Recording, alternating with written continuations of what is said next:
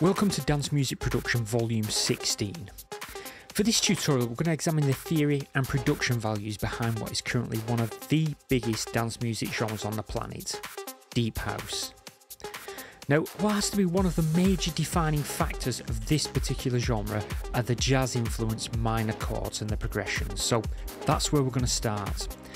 We're going to begin the tutorial by examining some basic musical theory that's pretty much essential knowledge for anyone looking to produce this genre. We'll start with the theory of diatonic harmonization and look at how we can use this to create basic chords in any key or scale that we choose.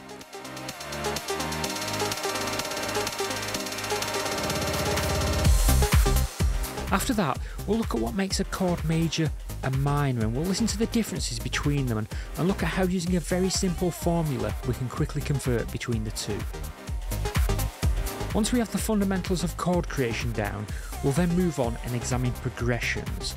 And here we'll look at how we can create those classic deep house style chord progressions before then moving on to examine the theory behind bass melodies for deep house. Here we're going to examine the four disciplines for melodies and we'll look at how we can employ these along with some other techniques to create those typical deep house bass lines.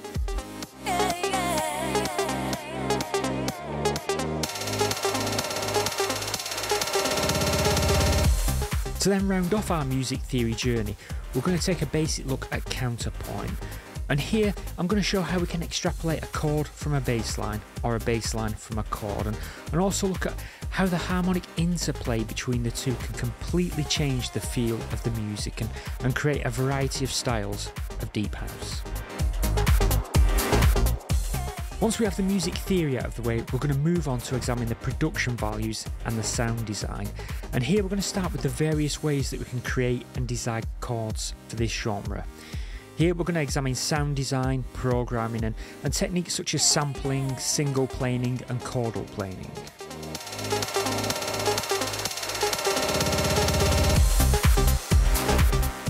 With the chords down, we're then going to move on to bass sound design.